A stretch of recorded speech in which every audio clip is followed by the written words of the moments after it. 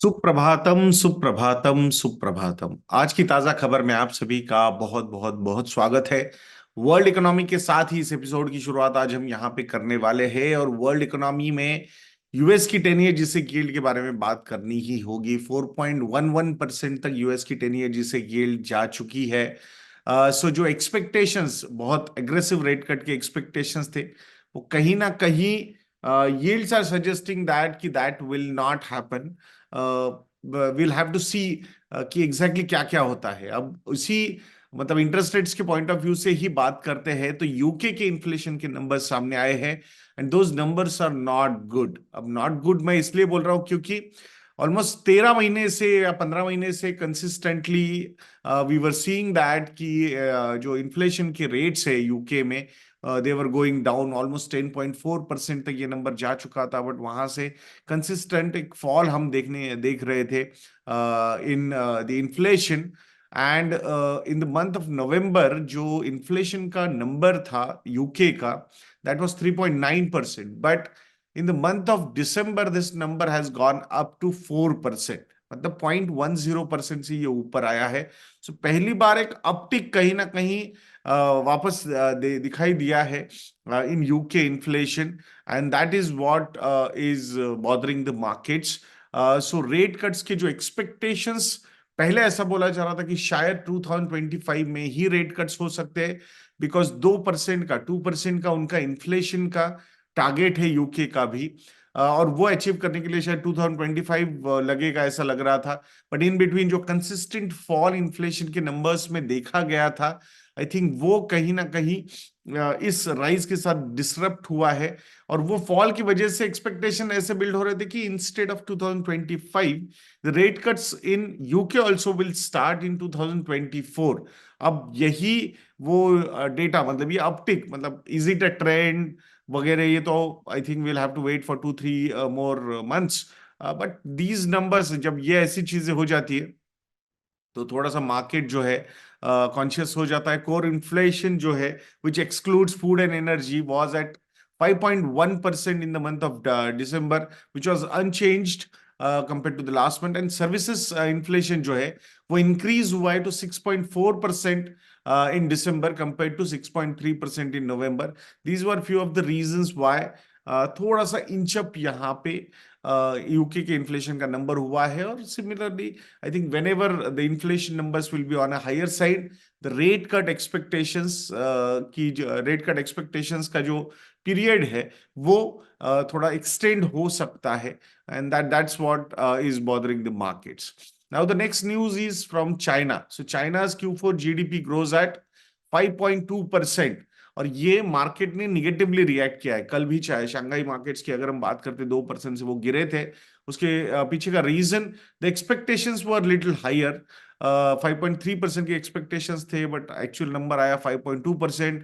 वैसे देखा जाएगा तो for the whole year of 2023 जो ओवरऑल ग्रोथ रहा है चाइना का, that was more than 5%, which is a good thing because that's what the economy, मतलब overall the government was also wanting. But real estate sector एक ऐसा sector हो चुका है चाइना में जो बहुत ज्यादा डिसअपॉइंट कर रहा है। Month on month the numbers are going down. So जो प्रॉपर्टी इंडेक्स है that number is still going down, which the market is not liking that much. So it shows that कि ओवरऑल कहीं ना कहीं consumption में एक problem है। So all time low level पे चाइना का प्रॉपर्टी इंडेक्स फॉल हो चुका है। So that is a concern for the market. China का रियल एस्टेट इन्वेस्टमेंट जो है वो 9.6% से 2023 में डिक्लाइन हुआ है।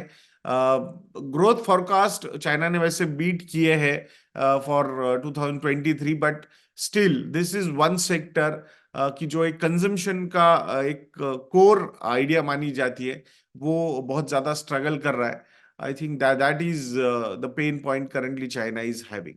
अब इंडियन इकोनॉमी के बारे में बात करते हैं और उसमें पीएलआई स्कीम्स के पॉइंट ऑफ व्यू से बात करेंगे। इंडिया टू पे इंसेंटिव्स वर्थ ₹11,000 crore। अगर डॉलर टर्म्स में इसको, इस नंबर को देखा जाएगा तो अराउंड $1.32 billion के इंसेंटिव्स पे किए जाएंगे to private companies this fiscal year ending FY 24, इसमें से ऑलरेडी अराउंड 4,415 करोड़ रुपीज के इंसेंटिव्स जो है वो पे हो चुके हैं।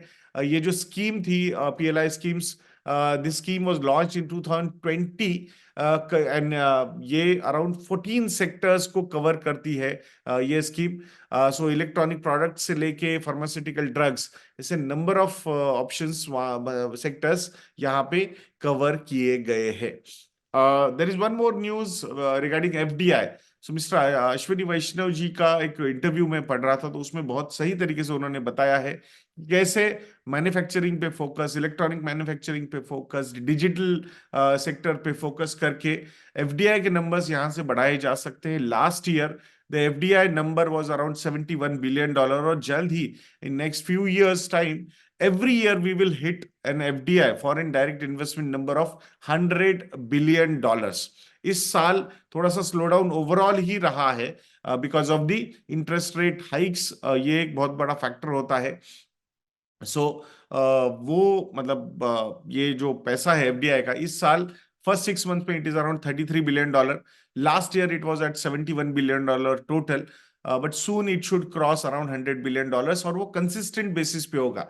और ये कंसिस्टेंसी इसलिए इंपॉर्टेंट है, चाइना का जो एक फिनोमिनल ग्रोथ हमने देखा था, तो $100 बिलियन का डिकेड लॉन्ग उनको एवरी ईयर FDI $100 बिलियन से ज्यादा आता था। So that was one of the reasons की आई थिंक एक अच्छी ग्रोथ, एक सस्टेनेबल ग्रोथ चाइना ने देखी है। सो फॉरेन डायरेक्ट इन्वेस्टमेंट की जरूरत इंडिया को भी उतनी ही है, एंड आशा करेंगे कि आने वाले समय में ये नंबर बढ़ता जाएगा। There is a difference between foreign portfolio investments and foreign direct investments.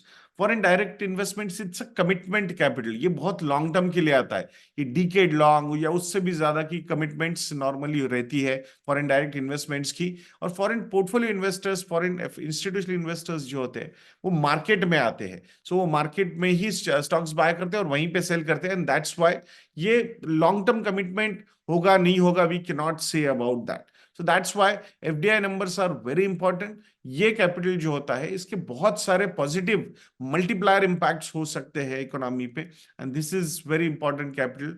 और आशा करेंगे कि जैसा उन्होंने बोला है, $100 बिलियन पर एनम का ये जो टारगेट है, वी विल अचीव सून। अब स्टॉक स्पेसिफिक या स्टॉक मार्केट के बारे में बात करेंगे दोस्तों, जिसमें एशियन पेंट्स के बारे में बात करेंगे। Q3 के नंबर्स आ चुके हैं। Net profit is up by 34.4%। Profit का नंबर है 1,475 करोड़ रुपीज। भले ही यहाँ पे प्रॉफिट 34.4% से बड़ा है year on year, but revenue जो है वो मात्र 5.4% से बड़ा है ईयर ऑन ईयर। और quarter on quarter the revenue has gone up bye 7%। तो सिक्वेंशियल ग्रोथ काफी अच्छी यहाँ पे नजर आ रही है। एबिटा का नंबर अगर हम देखेंगे, year on year it has gone up by 28%, and quarter on quarter it has gone up by 20%। So what is the reason कि जब रेवेन्यू 5% से बढ़ा year on year, but profitability जो है वो 35% से बड़ी है? उसके पीछे का रीजन है एबिटा मार्जिन्स का इंप्रूव होना। सो रॉ मटेरियल कॉस्ट कहीं ना कहीं डिक्रीज होने की वजह से 18.7% लास्ट ईयर सेम क्वार्टर में एबिटा मार्जिन्स थे कंपनी के, now they are at 22.6%। Even last quarter के अगर एबिटा मार्जिन्स के नंबर्स हम देखते हैं, तो दैट नंबर वाज 20.2%। तो quarter on quarter also 240 basis point से एबिटा मार्जिन्स इंप्रूव हुए हैं, and year on year 390 basis point से एबिटा मार्जिन्स यहाँ पे इंप्रूव हुए हैं। उसी का इंपैक्ट नेट प्रॉफिट मार्जिन पे भी हुआ है। So net profit margins have also gone up year on year 350 basis points, quarter on quarter 170 basis points. तो overall I think things are looking better for paint industry, because raw material cost नीचे जाना एक बहुत बड़ा positive impact इनके profitability पे होता है। अब बात करते हैं L&T Mindtree के Q3 रिजल्ट्स के बारे में। Net profit has gone up by 17% to 1,169 crore rupees, year on year growth of almost 16.8%. Revenue grows at 5%. So यहाँ पे नए जो ऑर्डर इनफ्लो रहा है इस क्वार्टर में, दैट इज अराउंड $1.5 बिलियन। 21% का इंक्रीज है ईयर ऑन ईयर यहाँ पे। एंड कैश फ्लो मेट्रिक्स की अगर हम बात करते हैं, तो 10,000 करोड़ रुपीज का cash and investment balance company के पास है because of very positive cash flows. तो यहाँ एक चीज समझनी होगी कि ये क्वार्टर में, मतलब कंपनी ने ऐसे बोला है कि ये क्वार्टर में जो नंबर की ग्रोथ इतनी ज्यादा नहीं रही, I think because of billable hours, बहुत सारे हॉलीडेज थे, तो उसके चक्कर में ये नंबर थोड़ा सा इम्पैक्ट हुआ है। That's why sequential growth is not that positive. So PAT profit after tax has gone up by मात्र 0.60%। लास्ट क्वार्टर में ये प्रॉफिट था 1162 crore rupees. This quarter the profit is at 1169 crore rupees. Segment wise अगर revenue की growth हम बात करेंगे तो manufacturing segment has grown at 21%। And overall उनका जो hitech and media and entertainment के प्रॉफिट की ग्रोथ अगर हम देखते हैं इस पर्टिकुलर सेक्टर की, तो that is around 24% year on year. Manufacturing segment की profit growth year on year काफी अच्छी है, 44% से ये नंबर यहाँ पे बढ़ा है। एट्रिशन के नंबर्स अगर हम देखते हैं, सो अराउंड 14.2% का एट्रिशन का नंबर रहा है Q3 FY24 के लिए। So attrition numbers are in control. ये नंबर्स 24% के ऊपर जा चुके थे इन Q1 FY23, Q2 FY23। So I think वो कहीं ना कहीं अभी स्टेबिलिटी वापस आती हुई हम देख पा रहे हैं। अब LIC के बारे में बात करेंगे दोस्तों, तो LIC has become the most valued public sector undertaking company, PSU company, beating SBI। सो अभी अराउंड 5.61 लाख करोड़ रुपीस का मार्केट कैपिटलाइजेशन है LIC का। सो इसके क्या रीजन है ये, क्योंकि एक फेनोमिनल ग्रोथ 2023 में 22% से ये स्टॉक बढ़ा, 7.5% से 2024 में so far this stock has gone up. The reason behind this particular thing, I think जो कंपनी ने नए प्रोडक्ट, न्यू बिजनेस प्रीमियम या नए प्रोडक्ट लॉन्चेस की जो एक अनाउंसमेंट्स की थी, I think that has gone really well with the market. So और बोला है कि जो न्यू बिजनेस प्रीमियम होगा वो double digit growth they would like to achieve in this fiscal year. So I think market was quite gung ho regarding this particular announcement. Free float बहुत कम है, definitely that is also one of the reasons. और आने वाले समय में अगर ये ऐसा ही रहेगा स्टॉक ऊपर, तो I will not be surprise कि और ऑफर फॉर सेल गवर्नमेंट की तरफ से इस पर्टिकुलर कंपनी में आ सकते हैं। अब ऑटोमोबाइल सेक्टर के बारे में बात करेंगे। Mahindra and Maruti they are battling out for the top spot. So जैसे लास्ट क्वार्टर Q2 FY24 में हमने देखा था, मारुति का जो मार्केट शेयर था SUV सेगमेंट में, that has gone up beyond 23%, 23.3% था वो नंबर, और उसने नंबर 1 स्पॉट लिया था, और नंबर 2 पे जो नंबर था वो था महिंद्रा एंड महिंद्रा। सो वैसे देखा जाएगा तो ये जो मार्केट शेयर गेन किया है मारुति ने, it was not from Mahindra and Mahindra, because Mahindra and Mahindra is consistently about 21%. So other companies से ये SUV का मार्केट शेयर उन्होंने गेन किया था। So Q4 FY23 में मारुति का जो मार्केट शेयर था SUV में, that was around 16.2%, and Q2 FY24 में that has gone up to 23.3%. But फिर से एक बार Q3 FY24 में महिंद्रा एंड महिंद्रा ने पोल पोजीशन ले ली है 22% के साथ। उन्होंने अपना market share number 1 position, top position ले ली है। एंड मारुति का जो मार्केट शेयर है वो 20% SUV सेगमेंट में हो चुका है। ओवरऑल अगर हम देखते हैं, so Mahindra and Mahindra is at number 1 position for calendar year 2023 के नंबर्स में आपके सामने रख रहा हूं। So Mahindra and Mahindra is at number 1 position for 21.7% market share. Maruti Suzuki with 20% market share is at number 2 position. Tata Motors with 18.1% market share at number 3 position. And Hyundai with 18% market share is at number 4 position. So ये overall SUV segment की हम बात कर रहे हैं। Why we are focusing more on SUV segment, या फिर overall market या भी उस पर क्यों फोकस कर रहा है?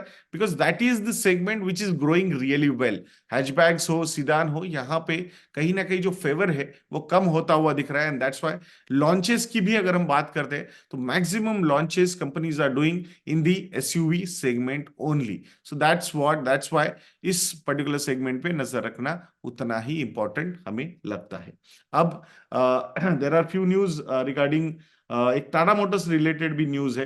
So Tata Motors urges government to keep hybrid tax as it is. So currently petrol या फॉसिल फ्यूल व्हीकल्स पे जो टैक्स है वो 48% का है। हाइब्रिड व्हीकल्स पे the tax is 43% and electric vehicles पे the tax is 5%। So hybrid vehicles जो है वो बोल रहे हैं कि हम भी थोड़ा पोल्यूशन जो है कंपेयर टू फॉसिल फ्यूल कम करते हैं, सो इसीलिए हमें भी टैक्स कट्स मिलने चाहिए अच्छे खासे, और कॉम्पिटिटिव वो होना चाहिए टैक्सेशन रेट।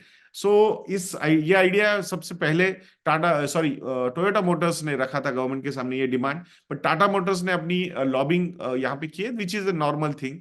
सो उन्होंने अपनी केस प्रेजेंट की है कि ये जो गोल हमने लिया हुआ है कार्बन न्यूट्रल बनने का या एमिशंस कम करने का, तो उस point of view say that will not be a right thing. Even बाहर की कंपनीज जैसे टेस्ला वगैरह है, तो उस पे जो इम्पोर्ट ड्यूटी है 100%, सो आई थिंक दैट वो कंटिन्यू होनी चाहिए। और डोमेस्टिक प्रोडक्शन पे, डोमेस्टिक व्हीकल प्रोडक्शन पे ज्यादा फोकस होना चाहिए गवर्नमेंट का। सो ओवरऑल इकोसिस्टम भी उसकी वजह से काफी अच्छी डेवलप हो सकती है। ऐसी केस उन्होंने प्रेजेंट की है टाटा मोटर्स ने। विल हैव टू वेट कि गवर्नमेंट की तरफ से अभी तक कुछ रिस्पॉन्स आया नहीं है। सो ये मतलब even Mahindra and Mahindra is also in the same position की वो भी बोल रहे हैं कि नहीं नहीं ये बेनिफिट्स नहीं मिलने चाहिए। Hyundai is also suggesting the same. So obviously Toyotas and Maruti Suzuki are focusing more on hybrid cars and others are not that focusing. So वो एक रीजन शायद यहाँ पे इस लॉबिंग का हो सकता है। अब एचडीएफसी बैंक के बारे में बात करेंगे। कल हमने 8% से स्टॉक गिरता हुआ देखा था। एचडीएफसी बैंक की जो एडीआर है वो भी यही सजेस्ट कर रहे हैं, शायद आज भी एचडीएफसी बैंक में थोड़ा सा प्रेशर बन सकता है। The ADRs were suggesting the same thing. 4-5% का फॉल शायद आज भी हो सकता है। मतलब मैं एडीआर के नंबर्स देख रहा था, सो 2 दिन में 2-3 दिन में that ADR number has ADR stock ADR HDFC bank ADRs जो अमेरिकन डिपॉजिटरी रिसीट्स होती है, तो वहां पे 14% से वो स्टॉक गिरा था।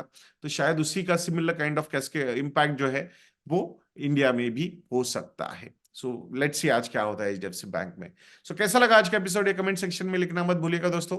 एंड अगर आप लोगों को लगता है कि हम अच्छा काम करते हैं, तो हमारी वेबसाइट इन्वेस्ट.इन को विजिट करके हैप्पी न्यू ईयर ये प्रोमो कोड यूज कीजिए and get 60% discount on our model portfolios.